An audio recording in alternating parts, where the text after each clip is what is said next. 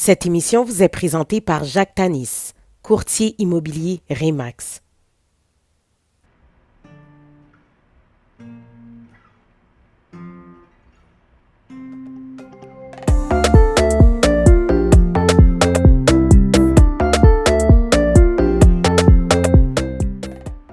Bonjour tout le monde, bienvenue au Donny Show saison 6. Alors aujourd'hui, j'ai mes deux panélistes, mes deux beaux jeunes hommes.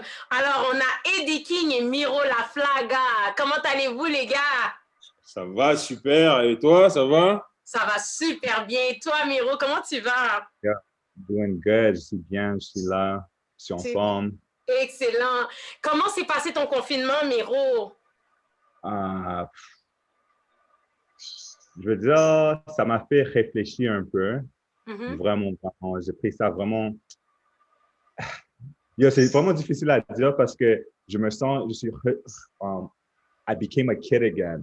Comme je faisais des affaires, je faisais quand j'étais plus jeune, comme j'allais faire de la bicyclette, je suis allé comme, j'ai commencé à collectionner des bons dessinés. Alors, j'ai pris ça comme vraiment comme, like, Relax. I don't want to say relax, but on va dire. Peut-être aussi, c'est bon. Et toi, Ouais. Eddie?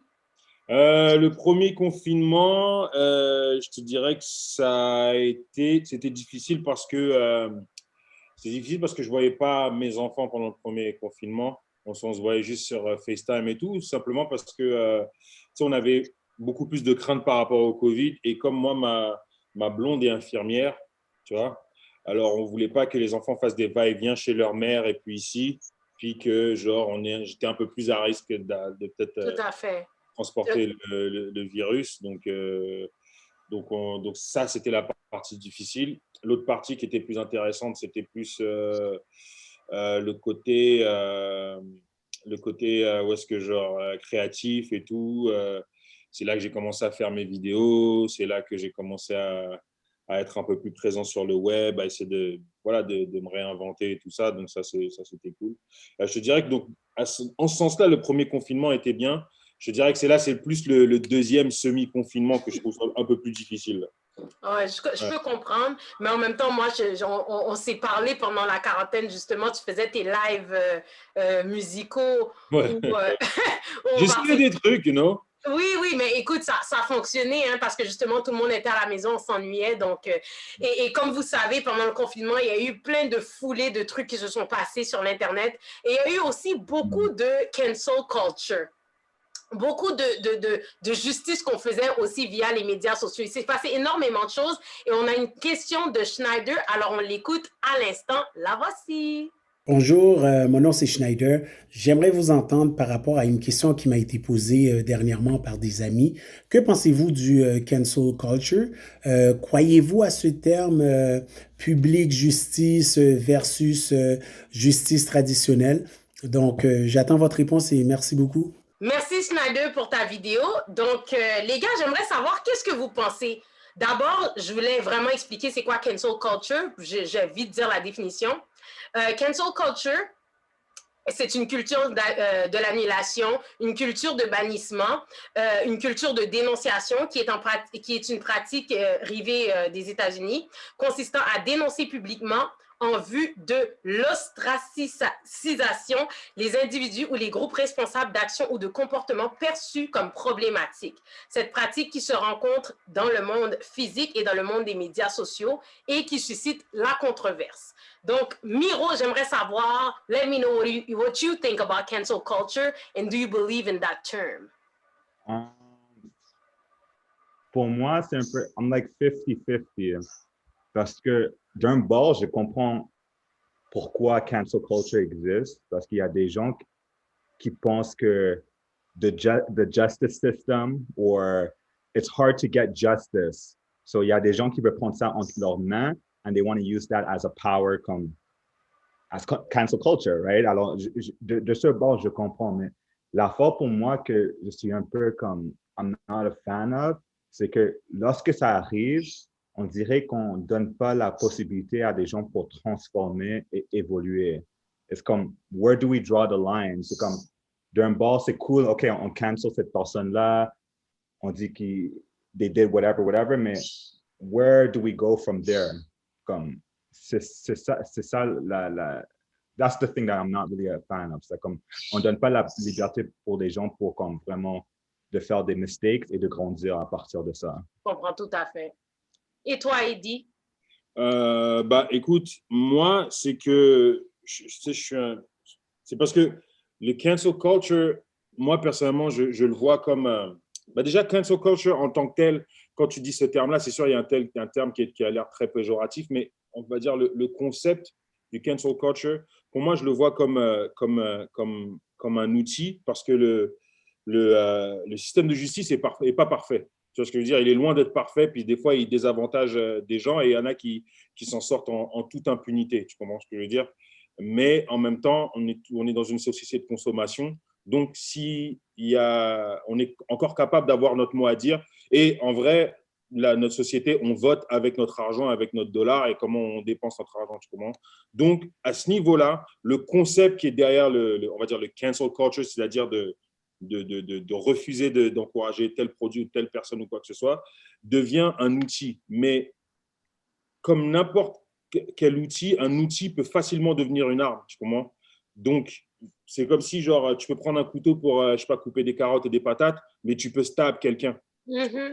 Et tu peux aussi, tu peux utiliser un couteau pour te défendre, mais tu peux aussi utiliser un couteau pour stab quelqu'un qui t'a absolument rien fait, tu vois. Et c'est ça le problème avec le cancel culture, c'est qu'il y a beaucoup de gens qui l'ont weaponized, tu vois. Il y a beaucoup de cas qui l'ont weaponized et c'est là que ça devient un problème. Et dès que tu prends un outil et tu le weaponises, c'est même le système de justice, en vrai, quand tu regardes ça, it's weaponized against like us black people, tu sais, genre avec le nombre de gens d'entre nous qui sont en dedans, ou bien le nombre de cas qui nous ont été collés sur le dos, où est-ce que des gens avaient absolument rien fait. Donc encore une fois, tu sais, as un outil qui devient facilement une arme. Donc moi, je pense que quand on parle de cancel culture, c'est comme ça qu'il faut le prendre. C'est-à-dire que c'est un outil qui existe parce qu'effectivement, quand on consomme, on vote, ou quand on consomme, on a un pouvoir sur ce qu'on veut consommer, ce qu'on veut voir, ce qu'on veut entendre et tout ça.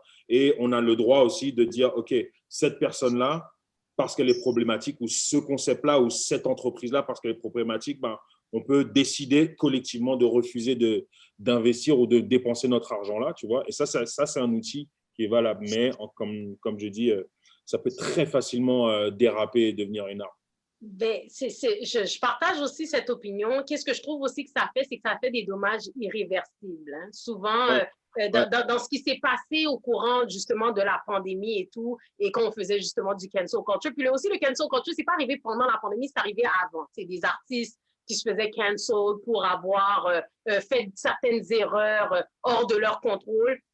Qu'est-ce que je trouve, c'est que justement, comme dirait Miro, on ne laisse pas les gens justement s'expliquer non plus, on ne laisse pas le temps de grandir et apprendre de leurs erreurs. Maintenant, avec l'ère aussi de l'Internet, on accuse facilement les gens sans preuve, sans qu'ils aient à s'expliquer, sans qu'ils aient à s'exprimer, et on regarde surtout leur agissement au niveau de l'Internet pour voir, est-ce qu'ils font ça comme du monde, est-ce qu'ils font pas ça comme du monde, moi j'aurais agi comme ça, donc c'est ça la meilleure façon d'agir, et c'est ce que je trouve un peu injuste aussi dans le cancel culture. Fait que moi, qu'est-ce que je me dirais, c'est le cancel culture, pas que je crois pas au terme, je crois que ça existe, mais je crois que ça devait être individuel. C'est que si nous, on décide de cancel quelque chose, cancelons-le par nous-mêmes, par nos propres biais de ce qu'on comprend de la chose et de comment on se sent et si ça rejoint nos valeurs. Et justement, de laisser les gens justement faire leur propre introspection par rapport à la situation. So, ça, c'est plus mon opinion. Est-ce que je peux demander un peu c'est quoi votre avis? Parce que j'ai aussi cette impression que quand ça vient à la communauté et la communauté noire, par contre, ce qu'il faut dire, c'est qu'on ne cancelle pas facilement. Mais une fois qu'on le fait, c'est qu'on pardonne très… Hey, regarde comment R. Kelly, on savait depuis longtemps. Depuis longtemps, on savait. On savait depuis longtemps. Mais ça a pris combien d'années avant qu'on fasse… 20 ans, peut-être. On dise, hey, assez, c'est assez, là. Tu comprends ce que je veux dire? Et quand tu regardes une personne comme ça, tu dis, ben, là, tu vois que le cancel culture a été un outil qui a été utilisé pour dire, hey, you know what, we're not gonna buy his music or listen to his music, ou bien encourager quelqu'un qui est foncièrement problématique et qu'on l'a vu et qu'il y a plusieurs témoignages, tu vois. Je suis très d'accord avec toi, mais excuse-moi, juste pour te dire, dans le temps que R. Kelly, là, on avait vu les fameuses vidéos là, explicites. Bon, j'étais jeune, mais je les ai quand même vues, les vidéos. Et moi, c'est à partir de ce moment-là que j'ai cancel R. Kelly. Moi, pour ma part. Il n'y avait pas Internet pour qu'on parte la propagande. Ben, actually, est-ce qu'il y avait Internet? Comment j'ai vu la vidéo? Donc? Par Internet. Par Internet. Il ne l'a pas envoyé quand même. Il l'a envoyé par Internet, mais je sais que c'était dans les débuts, justement, de l'Internet. Il me semble qu'on était assez jeunes pour comme être comme, oh my God, what's going on? Et c'est à ce moment-là que je me suis dit, R. Kelly, pour moi, je me sens même pas bien dans cette situation-là pour justement l'encourager. Fait que quand il avait fait son retour, je me souviens plus si c'était la chanson Fiesta, là, qui était revenue, là. Puis c'était une chanson Bob et tout le monde dansait. Puis j'étais vraiment comme, yo, les gens sont sans honte. Parce que tu sais, qu'est-ce que le gars a fait? He peed on a 13-year-old girl. Tu comprends ce que je veux dire? Puis pas que je juge ses actions, mais je juge le fait qu'il était âgé de cet âge-là pour faire ce genre de truc-là. Donc, à ce moment-là, moi, j'ai arrêté. Mais en même temps, tu dis que les gens pardonnent vite, mais R. Kelly, il y a des gens qui, jusqu'à présent, ils l'ont pardonné. Ils écoutent encore, ils croient que justement, c'est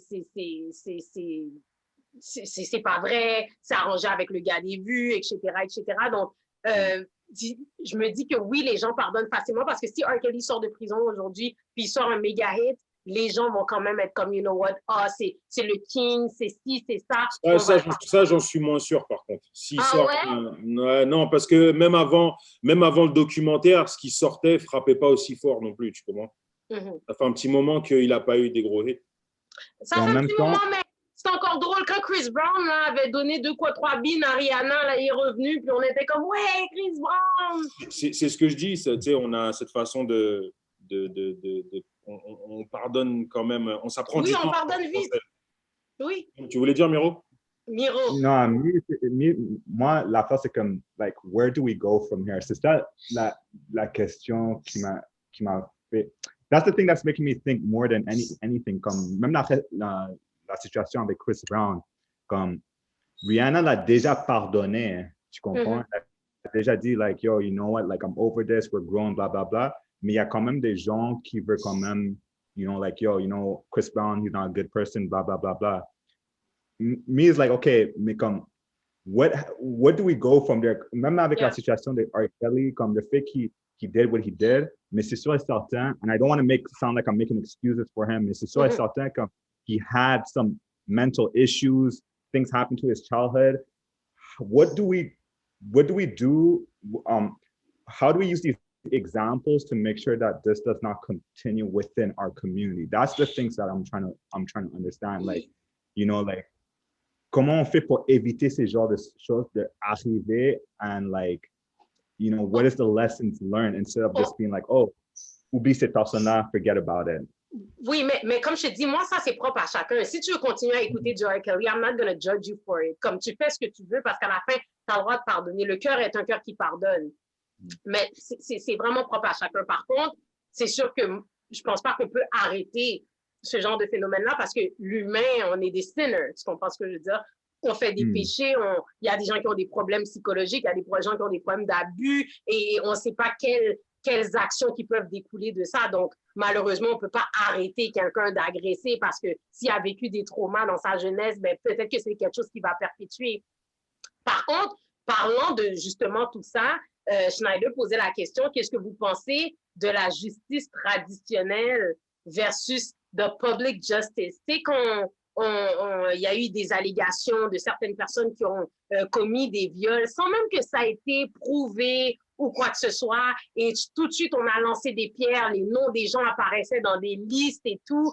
Et automatiquement, on crucifiait les gens qui ne savaient probablement pas, qui avaient probablement fait des actions qui sont pas correctes ou qui les avaient pas faites du tout. Donc, comment vous voyez ça? Est-ce que vous êtes d'accord avec justement la justice qu'on fait dans les médias sociaux?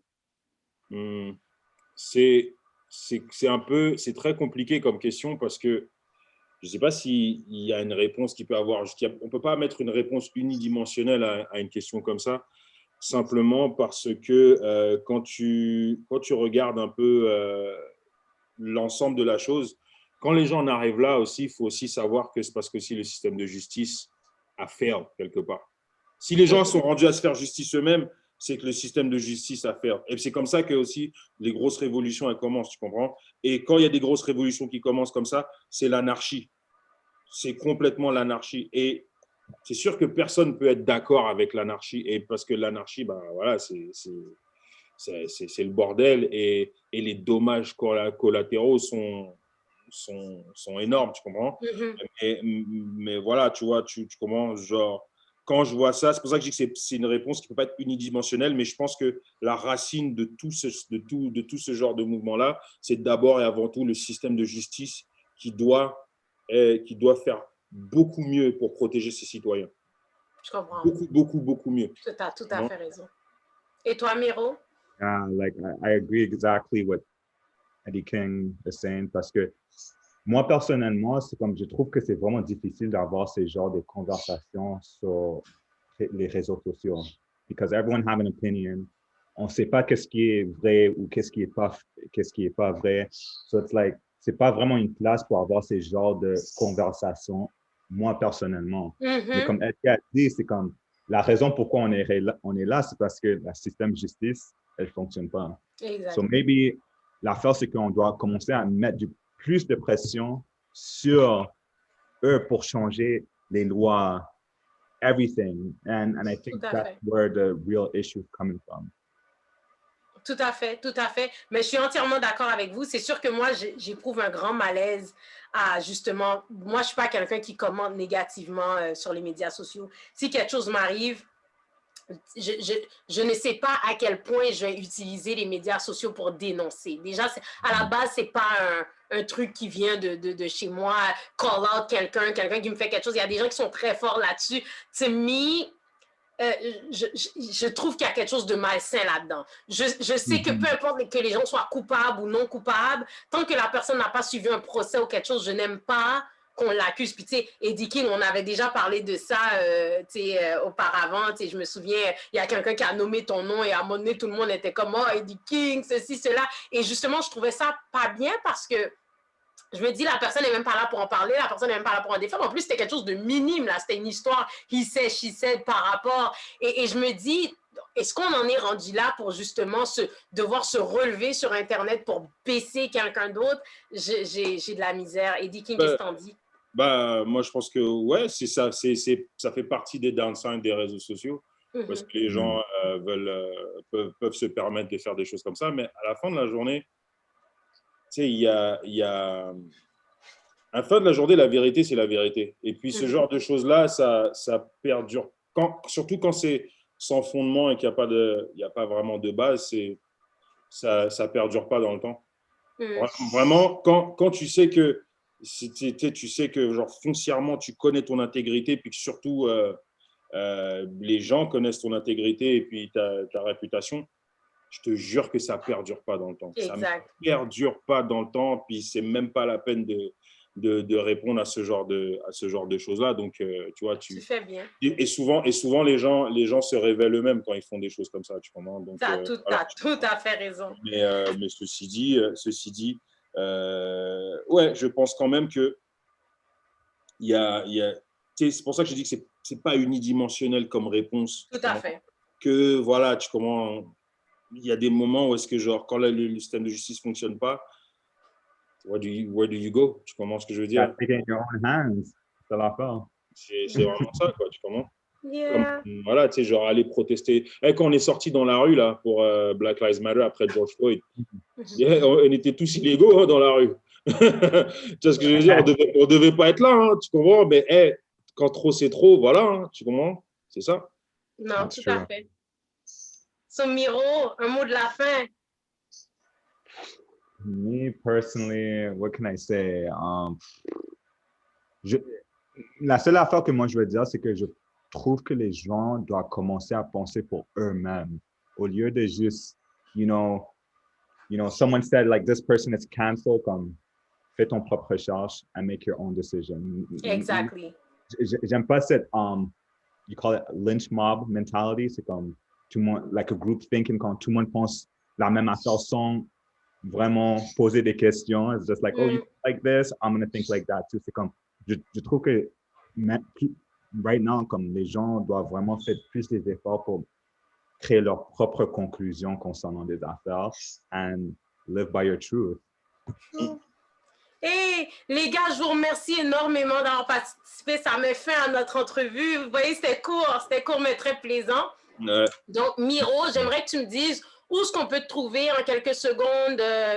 Raconte-nous ce que tu fais rapidement. I have my own business. C'est une compagnie de production.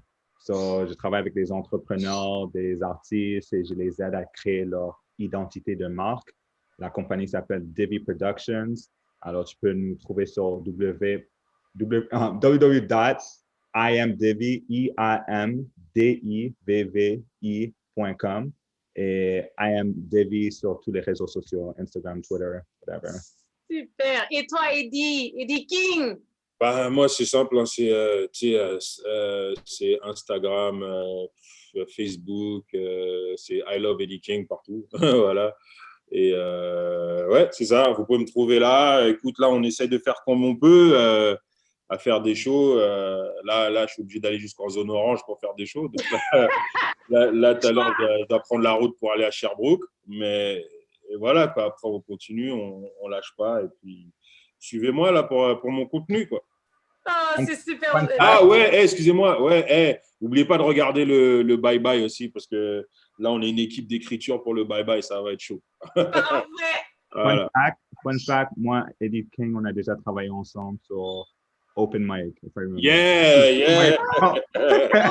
So, C'est bon, les petits. Open mic. Les retrouvailles. Écoutez, merci beaucoup, les gars, d'avoir participé à l'émission. Et pour tous les autres qui nous écoutent, je vous dis, pour terminer, pour l'achat de votre prochaine maison, n'oubliez pas de contacter notre cher commanditaire, Jacques Tanis, courtier immobilier Remax. Alors, il m'a vendu ma première maison. Je te jure. Vous voyez, Jacques Tanis, imagine, il a vendu des maisons à tellement de mes amis, justement, après la saison dernière qu'on a faite. Alors, Jacques Tanis offre un service extraordinaire. Donc, tout le monde, contactez le Jacques Tanis, courtier immobilier Remax. Alors, tout le monde, n'oubliez pas de suivre la chaîne YouTube Denis Show et n'oubliez pas de me suivre sur Instagram, Denis_Show. Alors, tout le monde, merci pour tout. thank you for having us. Ciao! Bye.